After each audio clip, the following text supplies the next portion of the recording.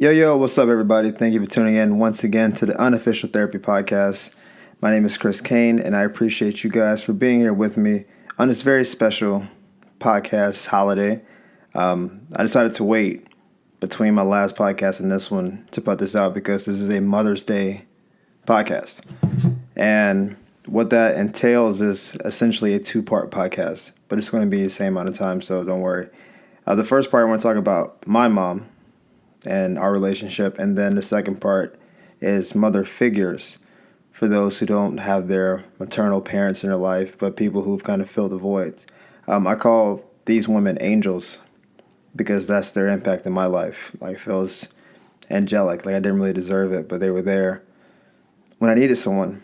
And in some ways, their impact is as important as my mom's impacts are. So I think they deserve to be shouted out as well. So I just kind of want to get it all into one jumbled podcast. But first of all, if you have your mom in your life, this is the time to show ultra appreciation. I'm sure you do that already, assuming your mom was a competent person. All the gifts, dinners, lunches, all the stuff. You see the commercials. It's a blitz from the media to do everything for the mom. So if you have your mom in your life, tell her, because you don't know how long you're going to have that. And once you don't have your mom, I don't think you realize the void that leaves behind. And for those who had and lost their parents, you have their memories and you have the lessons they taught you to kind of guide you. And that's probably their legacy anyway. We know everyone's fleeting, everyone's going to die at some point. But what they taught you and what you picked up from them and what they imparted on you is what you take going forward.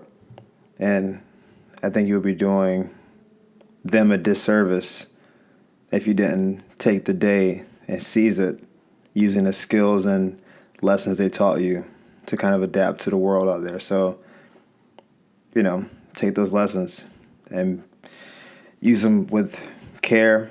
And I know that's the ultimate respect, I think. As far as my mom is she's one of my biggest inspirations, but it's not for the reasons that I think most people would expect, right? So I'm going to be Hollywood, I want to be a star, all that good stuff. And you would assume that, if you didn't know me, that maybe my mom was in the trenches with me when I was in these rusty comedy clubs out there cheering me on, like buying merch and all that stuff. That's not the case at all. My mom has actually never seen me perform, which is kind of wild because I've been doing comedy for like 7 years. She's never actually seen me perform because, one, I've never done it in my hometown, and two, she doesn't travel. My mom was like, if you're not like a mile away and I'm not free, I'm not going to come see you. So she hasn't seen me yet, and I got to arrange a way for her to see me perform at some point. But now I'm in California, so I'm like super far away. But she's never actually seen me perform. The way she inspired me, though, was when I was a kid. And I mean young, like 5, 6, 7. Like, she always wanted to be a singer. And I would see her like around the house trying to like cook and then singing songs and trying to record demos on like kind of rinky technology. This is back when remember back in the day when you had to like record a song on the radio and you would push play and record at the same time. Yeah, she was like recording demos on that level of technology. We didn't have a lot of expendable money, so she couldn't get like dope mics and like the real headphones, and we didn't have like a real quiet room. There's a lot of kids running around. But she always wanted to be a singer, and more specifically a gospel singer, which is dope. And so I would see her going for that while still trying to be a mom and raise all these kids. And, we didn't have a lot, so it was exceptionally stressful. And she obviously, you don't know who she is, so she obviously didn't make it to the level that she wanted to. And I think on a large scale, she kind of gave up on it. But seeing her go for that, and given the like adverse situation that really she caused for herself, like having kids and stuff. But whatever, I love my siblings. But it was as a kid, I was like, oh man, she's aspiring to be better than what our situation is. And that's the lesson I chose to take from it. I didn't see it as, gosh, she's not going to make it, or she didn't make it, she's a failure. I saw it as the fact that she wants to make it is something to strive for and something to try to attain. And so I didn't even try to start doing comedy until I was already like in college. So again, from like 6, 7 years old until like 2021. So a big gap of time to go by. I never even did like amateur comedy or anything like that, but it was always there. And I started writing comedy in high school, and I thought about being a performer back then, and just didn't have like the resources or the means, or even the know-how to kind of know how to follow it. But once I started doing it for real, I realized this is what I want to be. And I don't know if those kind of things are genetic. And there's a lot of musicians whose kids are musicians, and there's a lot of comedians whose kids like. I think some of that stuff I think is just nature versus nurture. You don't know which one it is. It's possible some of it's genetic though, but I always wanted to make it so she could kind of live vicariously through what I'm doing, because she doesn't get to reap the rewards of being an international singer, or going to award shows, or meeting certain people, or creating the work she wants to create. She doesn't have those connections. And a big part of what I'm doing is to make it in whatever abstract way that means, so that I can bring her along for the ride. And then maybe she can carve her own path. Like you can get popping in the industry later in life. It's possible. But you just need a way in. You need connections. And so that was what drove me. I didn't realize that actually for a long time. I just thought it was just like my own internal drive, because I had it since I was kind of a kid. And then I want to say 4 or 5 years ago, there was a Mother's Day, and I came home from Miami to see my mom on Mother's Day. I just drove up for the weekend and drove right back down. So I was furious because my car was just like, it's like 1,000 miles or whatever. But I came home, and my mom, my sister, and me. This is before she even had kids. Yeah, so this is like 5 years ago. And we went to like my grandmother's church, and there's a lot of older people there because it's not a huge congregation, but whatever. And they had this thing where on Mother's Day you would pass the mic around that I guess the preacher or the deacon had, and then you would say something about your parent, whether they're dead or alive. Most of the parents were alive though, so it would be like a 40-year-old talking about their 65-year-old parent who was like right next to him, like, I want to shout out to Hallie Mae for raising 6 of us. I know we was bad, but I love you, Mama. And we'll like clap. We were all doing like a 2-step while this was happening. Like there's like a beat in the background. It's like, leave it, black churches, right? And it was coming close to our section. And at first I wasn't going to say anything, because that's not the type of family we are. We're not the outward expressive, like, I love you family. We love is implied. We know that, but we don't say it that often.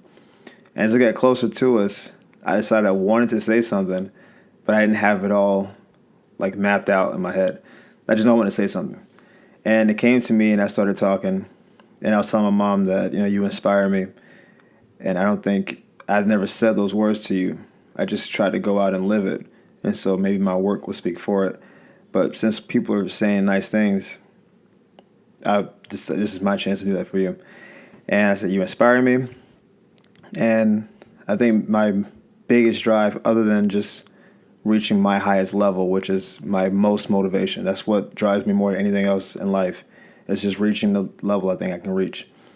The other biggest thing is I want to get to a point where I can allow you to live the life you want to live, where you don't have to struggle. Your whole life has been struggle. Before we were born, as we were born, marriages, divorces, whatever, your whole life has been a struggle. There's never been a time where you were just chill and you were relaxed. You never take vacations. You haven't seen a vast majority of the world. I don't even know how many states my mom's been to, maybe 2, 3. Like, it's just like she's really kind of a homebody. And it's like there's so much out there that you can probably see and realize and appreciate you never had a chance to. And my biggest reason for being where I am is to do good by you. You don't need a guy, like a husband or a man, to like, take care of you type thing. Like, I think that's on some level the kid's job. If you found a dude, cool. I mean, if you want to splurge on you, I'm not going to be mad. But I think it's my responsibility to do that for you. And it was actually the first time I seen my mom like cry publicly. I don't know the last time I saw her cry before that. I don't remember the last time I saw her cry. And she's really good at hiding stuff. So she cried, but it was like that low key. She cried like a dude cries, where guys cry like, and he like just button it up real quick. And it was just, I think that was the best gift for her. Like we finished the service, went out for food afterwards, and then I kind of like moved and whatever. But it's it's a moment that's maybe like the most expressive moment we've had together. Like we do the I love you thing after conversations on the phone and stuff, but again, that's not really how we get down. So that was one of the few times I could really give her my undivided and say all the things that I think, and then see her reaction, because I think she deserves it. Right? Like parents want to be appreciated the way kids do. If you do well in school, you do your chores, you want your parents to know you did them. And if your parents inspire you or you're trying to make their lives better, I think they should know that too. I think it feels good both ways. So I don't get to see my mom for this Mother's Day, but I will be in town in a few weeks. And so I'll see her like then, and I guess we'll just retroactively celebrate. But I hope she hears this in some capacity. She doesn't have Facebook or the podcast app, but we'll find a way to get it to her. But yeah, Mom, you still inspire me. And I still haven't gotten to where I want to get to yet. But I'm still working towards it. I'm closer now than I've ever been. And when I get there, then you'll be right with me. And we can, I don't know, whatever you want to do. Maybe you want to come to Hollywood and then sit in my house and do the same thing you do in Florida, just on the other coast. I don't know what life you want to live. But you won't be limited in what you can do. And so if you choose to be chill, then we be chill. If you want to go to Disney, we do that. You want to climb a mountain, we'll do that. It's all available to you. And that's my goal. That's my Mother's Day gift for life and birthday present for life and all that, just so to make your life a little bit better. So I hope you hear this. I love you. I'll see you soon, and we can, discuss whatever you want to discuss in person. Some things aren't made for the podcast, and we'll do all that stuff. So that's my mom part. The second part is the mother figure / angels part. And this is something I think that there's no holiday for this. Even though there's dumb holidays every day, like National Eat a Donut Day and all that stupid stuff. I know there's a holiday for like godparents or for adopted parents. I don't know if there's a holiday for that kind of thing, but I think there should be. And I've been blessed that anytime my life has been more or less in disarray, or if my mom hasn't been where I needed her to be at a certain point, there was someone to fill the gaps. And it was never of my doing. Like I didn't do anything to facilitate this. I was just blessed that people were near us, had the time and means, and took an interest. And I have four real mother figures, and there's a lot of little ones who I guess didn't make the cut. They're on the bench. But we'll talk about the four, and then this will be, I guess, their version of a Mother's Day gift. The most prominent and maybe biggest impact on my life was Beverly McLeod, who I affectionately call my Auntie Beverly, even though we had no blood relation.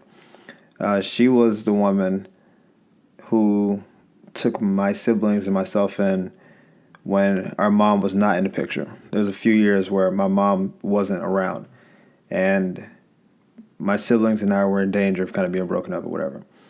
And she stepped in out of love, really. Again, it's no blood relation. She could have just let us kind of fall through the cracks. But she stepped in and took us all in. And she had a better situation than my mom had and than my stepdad had when he was around. And it was a weird transition because we had seen her growing up, but I didn't know her. I just knew kind of her. And all of a sudden, she's like the most important person in your life. She's your de facto mom. And there's a lot of things that she did for us, and it's way too much to get into in a podcast, but little things.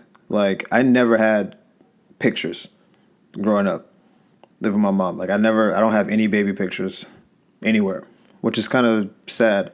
My mom said they burned in the fire. I don't believe her. I don't know what happened to these pictures.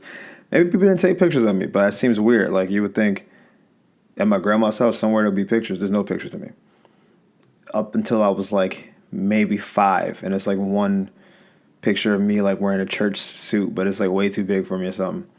But once we moved in with Auntie Beverly, she would take us to get photos, like every, I don't know, 6 months to a year, where we get dressed up, we going down to Sears, and we just like take like family pictures. And it was such a small thing in a moment, I guess. But it was cool because my sister and my brother were younger than me at the time. They still are, I guess. But so I have pictures of them when they're young because of her. Because if she wasn't around, I wouldn't have pictures of them either. So I have a lot of baby pictures of my smallest brother and my sister, and we're all dressed up and we're doing the whole happy picture thing. And those are things that live on. So when I have kids, I can show them to her. And that's like a kind of a random little thing that at the time I was like, I think I probably was begrudging because I didn't like taking pictures when I was a kid. I said, why are we taking pictures? It's dumb. I know how I look. And she's like, come on, we're taking pictures. Like, I'm a kid, you don't get it. And then we did, and now I look back and it's like, I'm happy we did that. That she knew more than I did because she's an adult, and I was like 9, and so I didn't know anything, but 9-year-olds think they know everything. And just like living conditions. We actually, if I like destroyed a pair of shoes somehow, let's say a dog ate them, we had the means to get another pair. And I don't even mean like, they were never like Jordans or anything. Maybe like some K-Swisses or something. Back when K-Swiss was the shit. That we always have food. And living with my mom, we didn't always have like enough food. Even if we have food, it was like rationed out. Sometimes we didn't have enough. So there are times we didn't like have dinners or something because maybe we just didn't have enough food that day. But Auntie Beverly, we always had food. And it was always important to her to make sure we were fed, make sure we were clothed, make sure we had respect, make sure you cleaned up after yourself, and just kind of did those little things. And it was, I don't know what would have happened had she not been in our life. And I mean, we would have been broken up for sure, but I don't know where that would have taken us. Like, my little brother and sister probably would have gone somewhere. I would have gone somewhere. My older would have been, like, we would have been all over the place. And who knows what kind of disarray that would have thrown our family into. So she was not only my angel, she was all of our angels. Like, she saved us. And the only way I could repay her at the time was when I graduated from college. They only give you like 5 tickets at my school. I guess maybe you can like negotiate to get more. I gave her one of my 5 tickets. And she was like the first person I called. I was like, hey, Auntie, I got a ticket for you. And she was going through chemo at the time because she had cancer. And as she was kind of weak at the time and we didn't know if she could travel as much, but I was like, listen, if you could be here for me, that would be amazing. I know I want my dad to be there. If mom could be there, cool, but I have a ticket for you. Because without you, I probably wouldn't be here graduating today. And so this is the best present I can give you. And if you beat this cancer, then I'm going to be famous one day and I'll take you wherever you want to go. But for the time being, I can give you this. And she made it to my graduation and we took pictures, which is something, again, as a kid, I wouldn't have really done. And so at that apex of my life at the time, that's like my mom, my dad, Auntie Beverly, and Priscilla, who I'll get into in a second, who's her daughter. And it was like, and she's right next to me. Auntie Beverly's right next to me. It was like, my mom is actually on the outside. Auntie Beverly is the one who's next to me in the picture. And I think that's where she belonged because she held us together. And maybe a couple years later, the cancer finally got her. And so she didn't get a chance to live the life that I'm, I guess, going to live at some point and reap the rewards of the seed she planted. But she had that moment, and that moment is eternal. So that's the best gift I can give her at the time, and I guess maybe going forward. So she's the biggest angel in my life. Her daughter, Priscilla, who I call my sister because she's more than just my godparents' daughter. Priscilla was like the same age as my mom or around us. She's a little bit younger, I think. But she was the funner version of what that was. Like Monty Beverly was older than my mom, so she was a little bit more like old school in her methods, and like if you got sick and you felt like you're constipated, she'll give you some castor oil or something to clean you out. That's like Monty Beverly. Priscilla would be like, I'm gonna get some Pepto Bismol. That's what newer age people do. And when we were growing up, I always felt like her and I had a better connection because I was inquisitive, I was argumentative, but not because I was bad. It was just I like to ask questions. I like to get things. I like to get things answered. I didn't want to just listen because someone told me to listen. And so Monty Beverly and I would get into these little squabbles, and again, this is like a 10-year-old talking to an adult, so it's not really a squabble. It's you're gonna do it because I said it. Why do it? Why? We'll go back and forth, and then Priscilla would step in and she would be like my bodyguard because I guess she felt she needed to protect me, but she, personality-wise, is actually more like I am.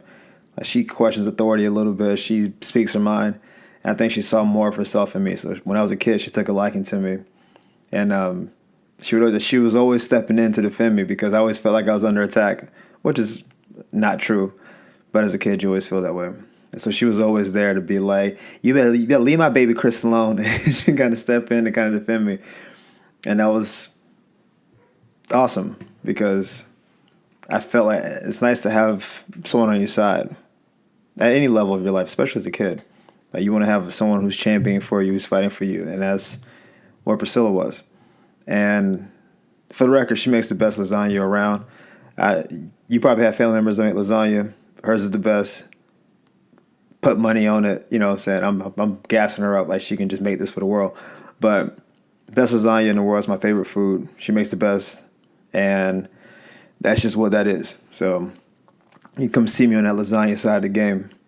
But Priscilla was like, she was always like the hip side of it. Even when like we were buying clothes for school or something, Monty Beverly would be looking at like traditional, almost like it's older clothes, but whatever. And then Priscilla would step in and be like, "Don't put him in that old man shirt. He want to wear this South Pole shirt." This is when South Pole was cool, and she was always like decide to kind of like she regulated it. Like, we're kids, so we want, like, the kiddie stuff. Monty Beverly was older, so she wanted the old stuff. Priscilla was right in the middle. She was, like, the warm porridge, I guess, for an analogy. And, yeah, I gave her a ticket for my graduation as well. I was like, I want you to be there, along with Auntie Beverly, because you guys were instrumental in our lives. And luckily, Priscilla's still alive today. She still lives in her hometown. And I'm going to see her in a few weeks as well.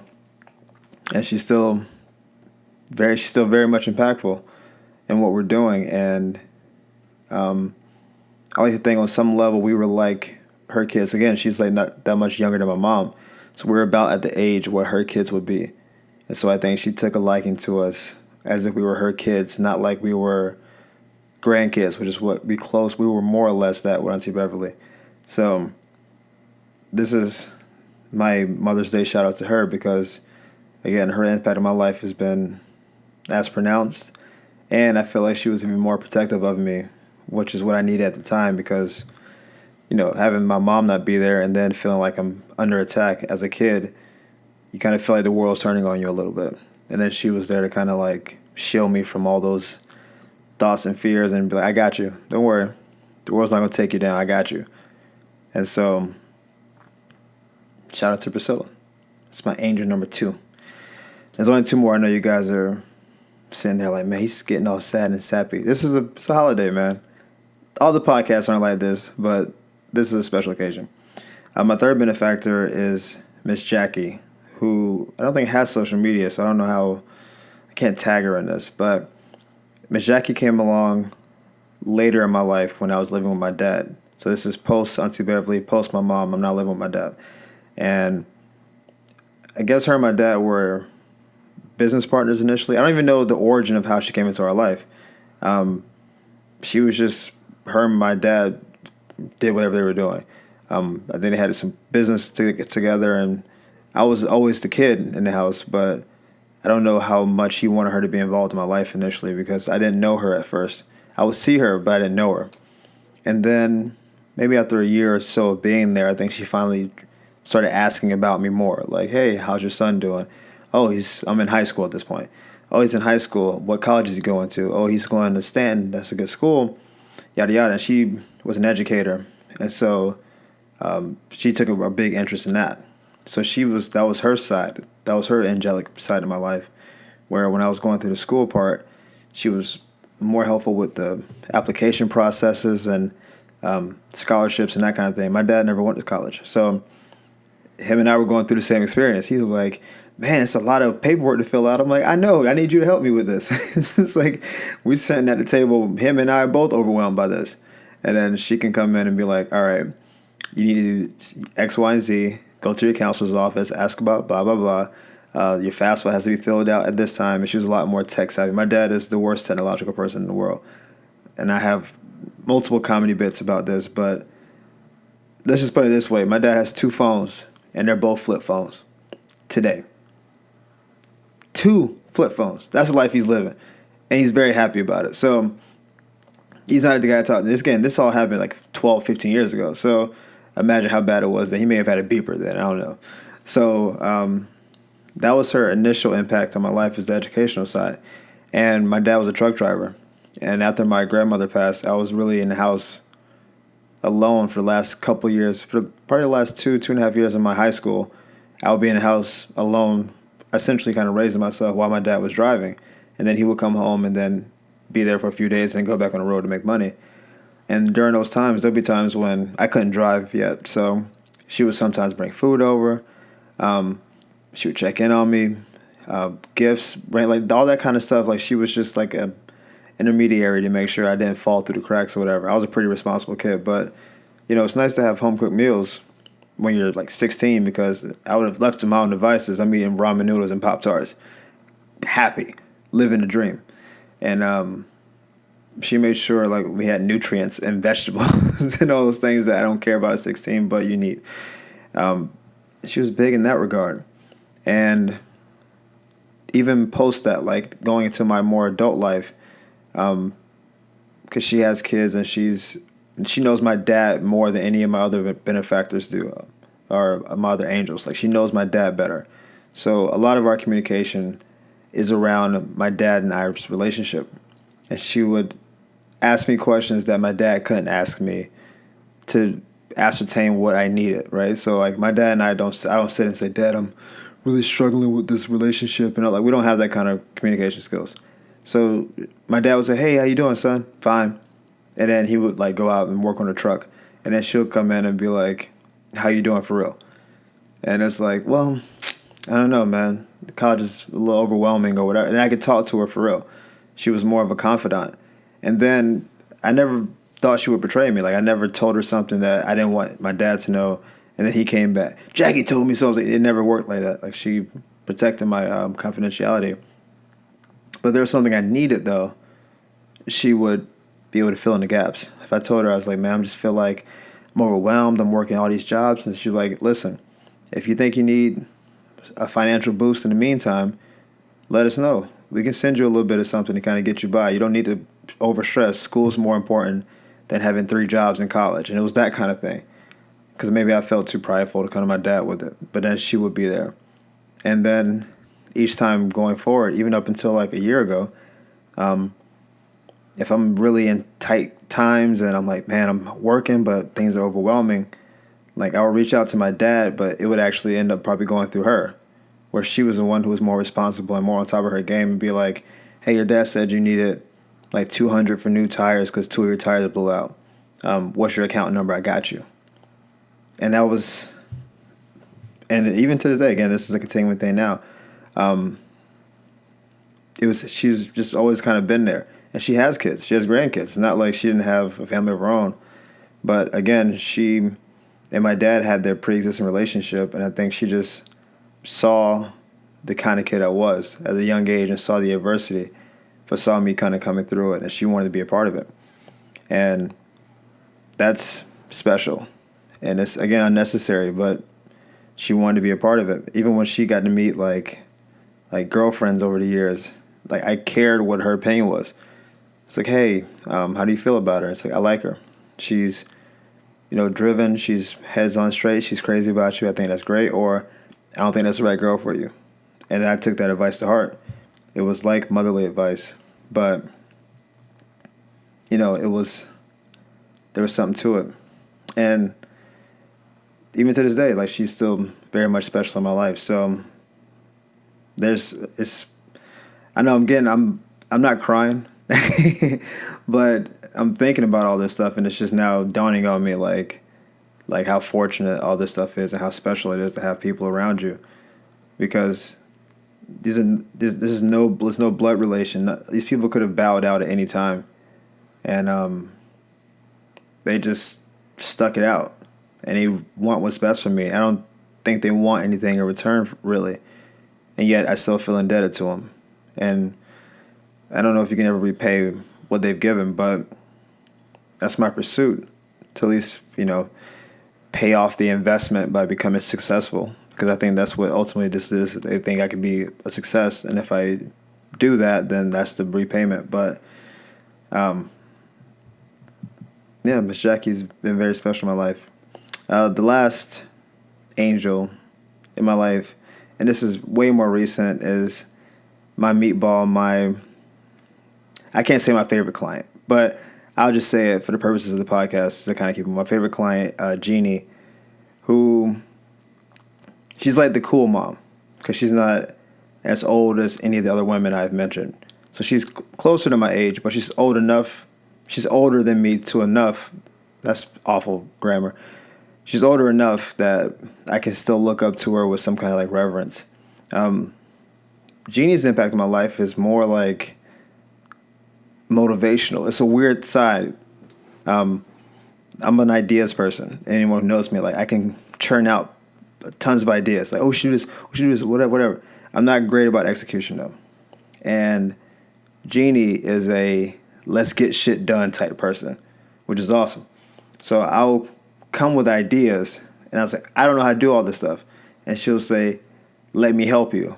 You need to do blah, blah, blah, blah, blah. And then things start getting done.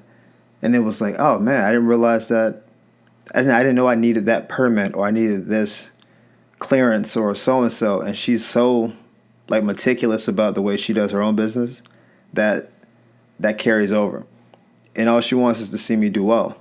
And so not only does she tell me exactly how to do a lot of stuff, she volunteers to put herself in it. Do you need me to reach out on your behalf and call some people this? And it was like, she's a lawyer and a parent. I'm like, listen, I know you got stuff to do. You got clients.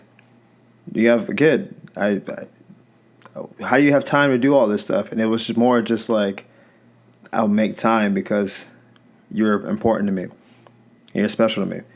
And when it came to doing anything legal, like when I did my first Comedy Room Bless the Mic, and I had the help of like Valmar to do the poster board and the flyers for it, and I had like Martin and Michelle and all these people doing like all the legwork and all that, I realized I needed someone to do the paperwork, to do the draft and do the contracts for everything.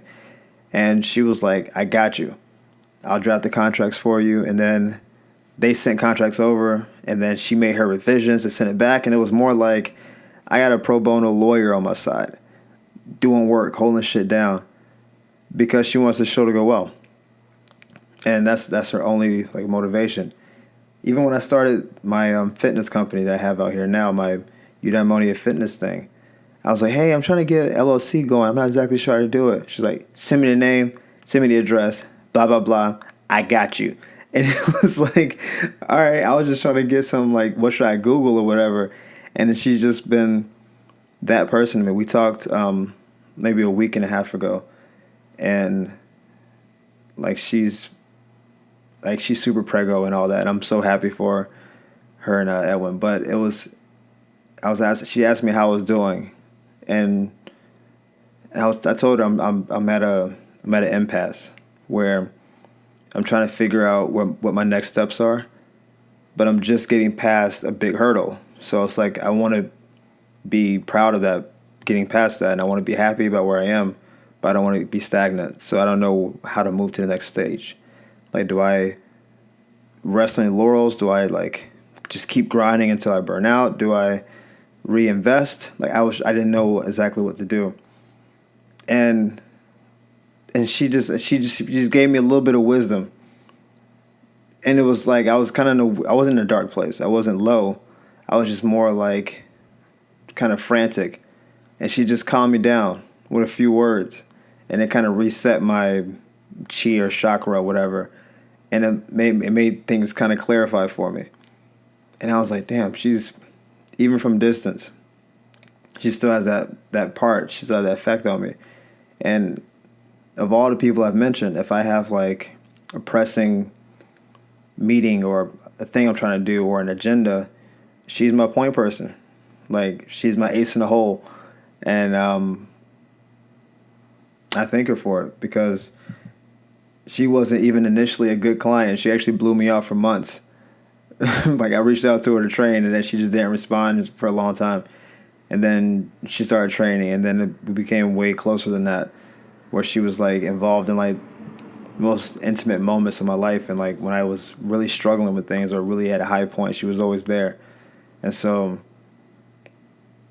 thank you, Jeannie, for being what you are, and for being there, and for being the cool mom that like understands rap music and how to dance in the club, but also how to like get business done, because both sides were needed and both sides are appreciated. All right, that's a mouthful, guys. Thank you for allowing me to vent and to say my thanks to all these special women in my life. Take the opportunity, if you have it, to give it up to your parents, your angels, your aunts, your cousins, like any women in your life that have done well by you. This is the time to really show them appreciation. This is the most I can do with my platform right now. And as my platform grows, I'll do more than this. But I want them all to know that I love you all. Thank you for being who you are. Thank you for allowing me to be what I am. And I'm going to keep trying to make you all proud every day. Love you guys. Thank you for listening. And I will see you guys next week. Deuces.